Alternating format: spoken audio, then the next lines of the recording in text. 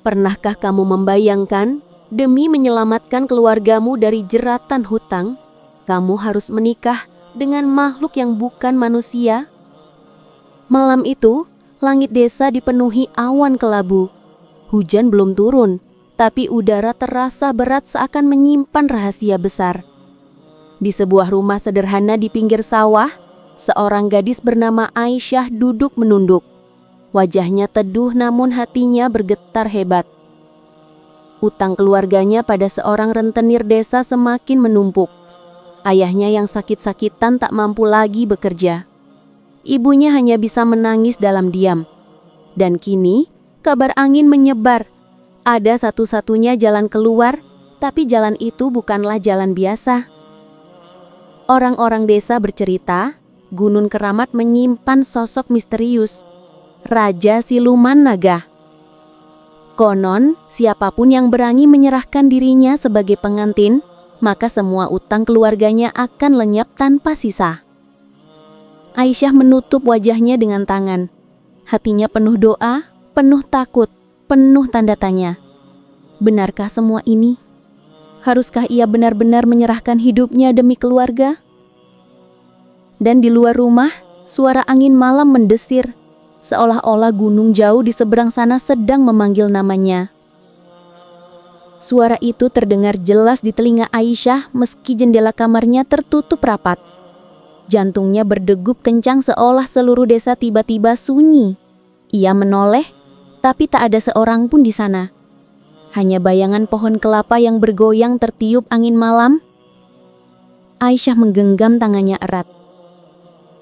Apakah aku berhayal? Atau inikah tanda itu benar adanya? Bisiknya lirih. Keesokan paginya, berita mengejutkan tersebar di desa. Rentenir yang menagih utang keluarganya datang membawa kabar menakutkan. Jika dalam 3 hari hutang tidak dibayar, rumahmu akan disita. Ibu Aisyah jatuh terduduk. Ayahnya hanya bisa batuk-batuk, tak kuasa berkata. Semua mata keluarga kini tertuju pada Aisyah, satu-satunya harapan. Desa kembali membicarakan legenda Gunung Keramat. Orang-orang mulai berbisik di belakang Aisyah, seakan sudah ditakdirkan dialah yang harus menyerahkan diri sebagai pengantin bagi Raja Siluman Naga. Malam berikutnya, saat Aisyah berdoa dengan linangan air mata, suara lirih itu terdengar lagi. Kali ini lebih jelas, penuh wibawa.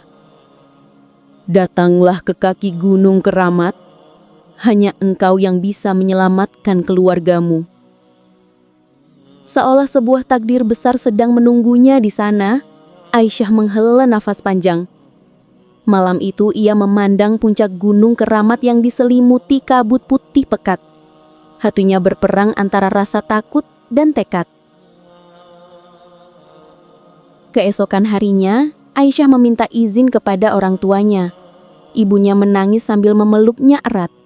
Sementara ayahnya dengan suara serak berbisik. Nak, andai ada jalan lain, ayah takkan biarkan kau pergi.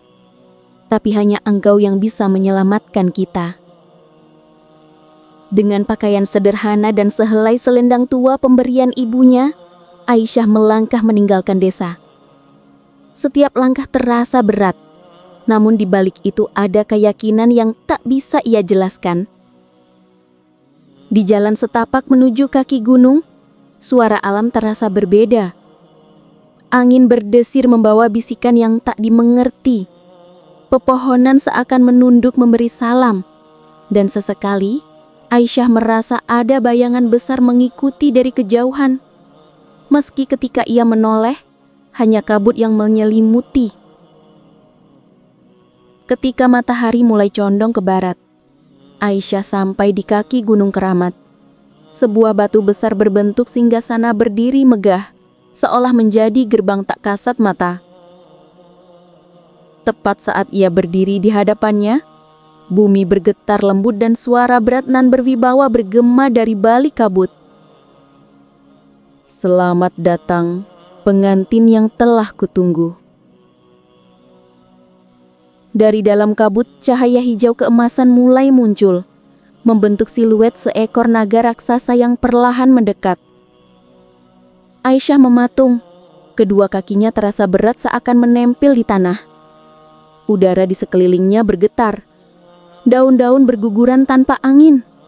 Dan tiba-tiba, cahaya itu menyilaukan lalu berubah wujud menjadi sosok pria berwajah tampan dengan sorot mata tajam berkilau hijau. Jubah panjangnya bergoyang seiring hembusan angin, auranya penuh wibawa. Aisyah menunduk, tubuhnya gemetar. Apakah engkau yang disebut Raja Siluman Naga? Sosok itu tersenyum tipis. Benar wahai pengantin yang telah dipilih takdir. Kau datang dengan hati murni demi keluarga yang kau cintai. Maka kini, jalan hidupmu akan berbeda dari manusia lain. Aisyah menggigit bibirnya, bingung harus menjawab apa. Hatinya diliputi rasa takut sekaligus heran.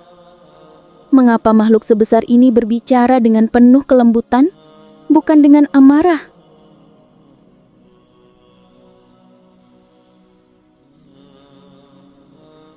Sosok naga itu mengangkat tangannya. Kabut di sekelilingnya terbelah, memperlihatkan jalan bercahaya menuju sebuah istana megah yang terletak di dalam perut gunung. Batu-batu berkilauan bagaikan permata, dan udara dipenuhi wangi bunga hutan. Ikutilah aku, Aisyah. Malam ini perjalananmu sebagai pengantin akan dimulai. Jangan percaya padanya. Bahaya menantimu di dalam sana. Suara itu bergema di telinga Aisyah membuat langkahnya terhenti di depan gerbang bercahaya. Ia menoleh ke belakang, tapi hanya kabut pekat yang menari tanpa wujud. Raja Siluman Naga mendekat, tatapannya tenang namun dalam. Jangan takut Aisyah. Suara-suara di luar hanya ingin menggoyahkan hatimu. Kau sudah melangkah sejauh ini. Kini, waktunya untuk menerima takdirmu. Aisyah menunduk, hatinya bimbang, namun wajah ayah dan ibunya kembali terbayang. Tangisan ibunya, batuk ayahnya, dan hutang yang membelenggu. Ia menarik nafas panjang, lalu melangkah masuk. Gerbang bercahaya menutup perlahan di belakangnya, dan Aisyah mendapati dirinya berdiri di haula megah. Pilar-pilar kristal menjulang tinggi, lantai berkilauan seperti air, dan langit-langit dihiasi cahaya bintang meski mereka berada di dalam perut gunung. Di tengah aula, terhampar singgasana emas. Raja Siluman Naga berdiri di sampingnya, lalu mengangkat tangan. Seketika, cahaya menyelimuti ruangan membentuk untaian kain putih yang membalut tubuh Aisyah, menjadikannya seolah pengantin. Dengan cahaya ini, aku ikrarkan ikatan antara kita. Aisyah menggigil, rasanya mustahil menolak.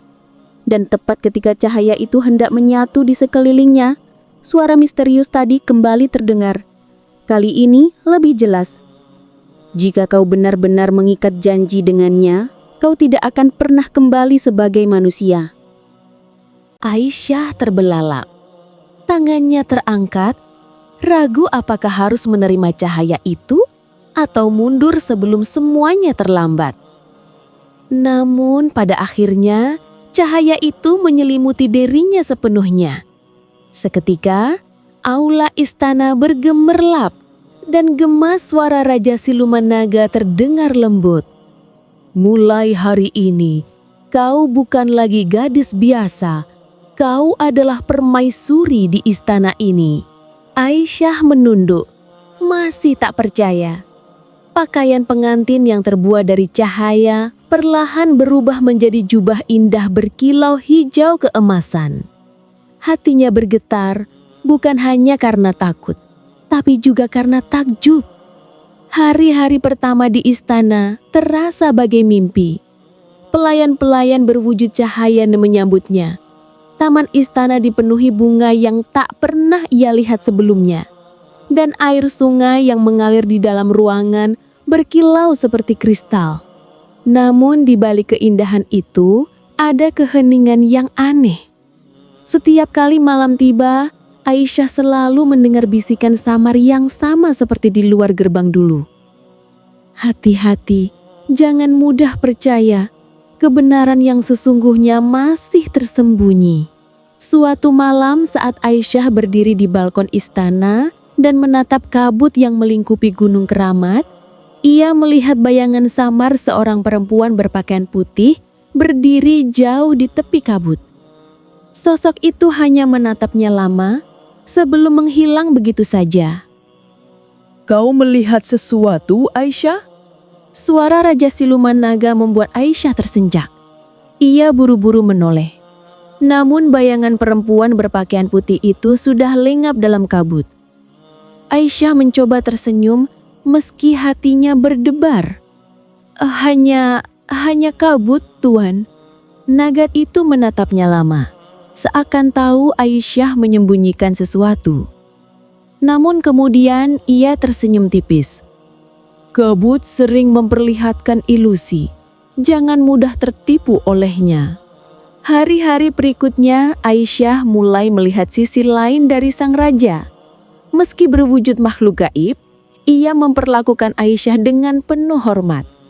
Ia mengajaknya berjalan di taman istana yang dipenuhi bunga bercahaya, menceritakan kisah-kisah tentang dunia gaib yang tersembunyi dari mata manusia, dan selalu memastikan Aisyah tidak merasa sendirian.